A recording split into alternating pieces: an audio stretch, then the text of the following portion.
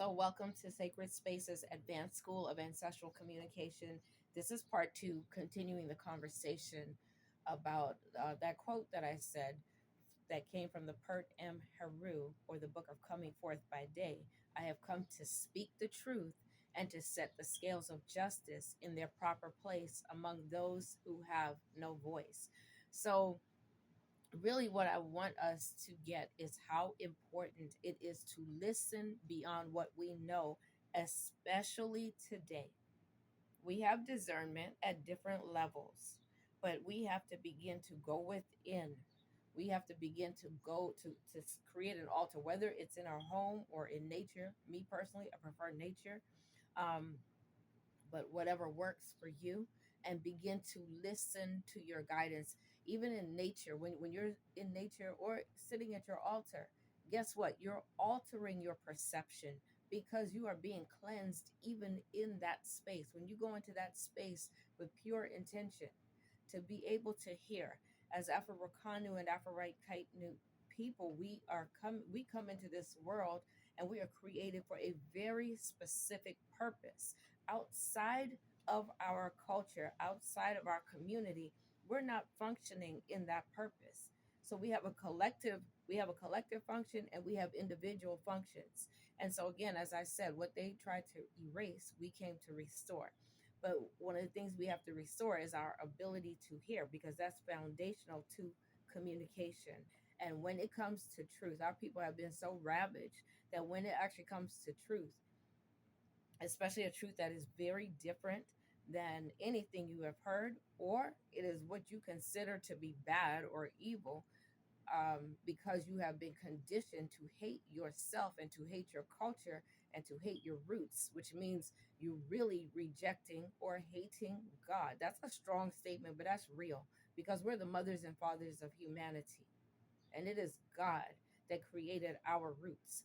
So when we have these violent emotions or reactions to hearing truth or partial truth or something different from what we know, when we have these violent reactions, you have to understand it was your enemies, it was our open enemies that programmed us, that conditioned us, and we think like them and we move like them because we no longer remember consciously who we are and how we are to operate. It's still there because our culture is inherited, and there are many ways to be able to see that inheritance. Um, but the violent reactions that we often have to truth, especially when it comes to religious things, um, that's really coming. The root of that is really coming from our open enemies who conditioned us to hate ourselves. Hate meaning to reject.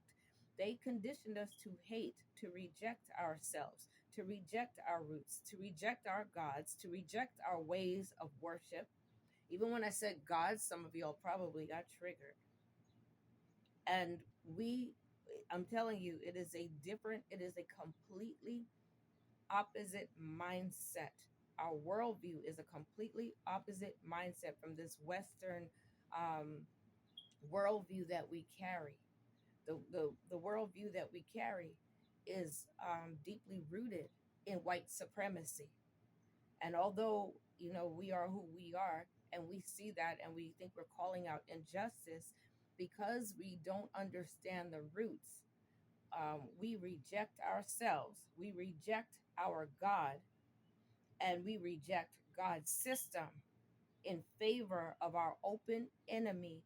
And then we turn around and we get angry at God because God is not doing what we want or what we think He should do in the manner and in the way in which we feel that He should do it. But we don't understand that we're operating on a foundation of lies. If you go into a dangerous neighborhood, your senses would be on alert, on high alert, because you may know this is a violent place.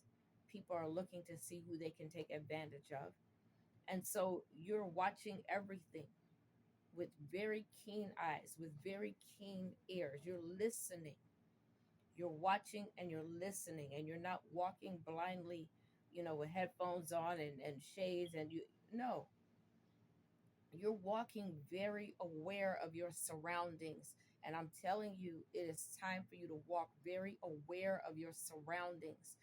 Our freedom is not in fighting for justice, by protesting, by standing up with signs, by telling our open enemies who know exactly what they're doing and why they're doing it, because it's how they eat, that what they're doing is unjust and it's not righteous and it's this and that.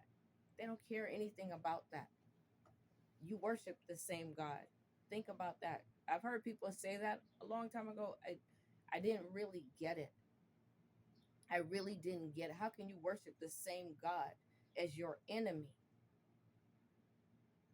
because you believe lies? God does not operate in disorder, not in our worldview. God does not operate in disorder. And the beings that operate under the jurisdiction of Mother and Father God and do not deviate from that jurisdiction. And we know them as the Abosom, the Orisha, the Vodou, those divine spirit forces in creation that govern and maintain every aspect of creation. They don't operate in disorder. They will reject you first. They will repel you and I first. And if they do that permanently, we are subject to lose. No, if they do that permanently in our culture, we become a spirit of disorder because we lose the divine consciousness, that small drop of divine consciousness of Mother and Father God. We lose it because when the being that they assign to govern our head, to govern our divine consciousness, to govern our soul, goes back and gives a report, because they'll back up from us, but there comes a time where they will not operate in disorder. We become a spirit without a soul. And the soul is to the spirit as the brain is to the body. It is the central command center, because our soul is governed by Mother and Father God under the jurisdiction of the Abosom, the Orisha, the Vodou that they have assigned to us to govern our movements through here, through this realm. It is their qualities, it is their personality that we bring into this realm. In our cultures, we are named after them. The planets are named after them because of the qualities that they hold. And so when we don't know this, I'm giving you bits and pieces of information, but there's so much more when you think about the cell in our body and the amount of functions that goes on within one cell. And then a lot of those cells with specialized functions create or make up the organ. The Vodou, the Orisha, the Abosom are the divine organs within creation. They regulate and maintain order. And we are the cells within that great divine body of Mother and Father God. And so we have specialized functions, and they govern those functions under the jurisdiction of Mother and Father God. That is within the culture. So when we begin to operate outside of the culture as we are subject to all types of assault.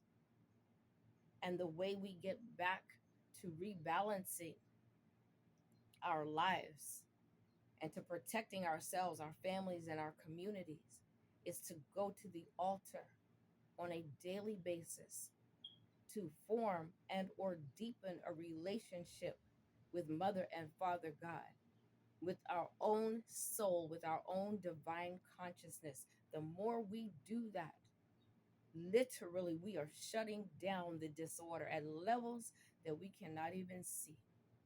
And those with eyes to see, they can see. But I want you all to have conversations, as I said, have conversations about this. There's so much more I can share, but just having the conversation is helping each of us to begin to reconnect the dots of who we are.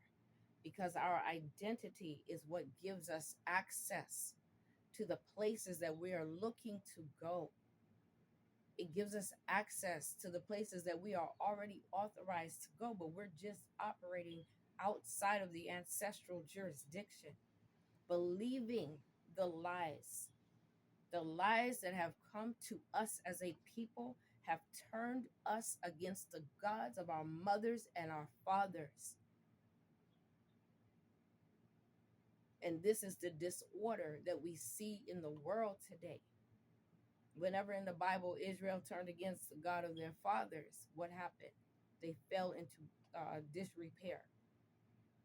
When they came back into alignment, then things moved. The things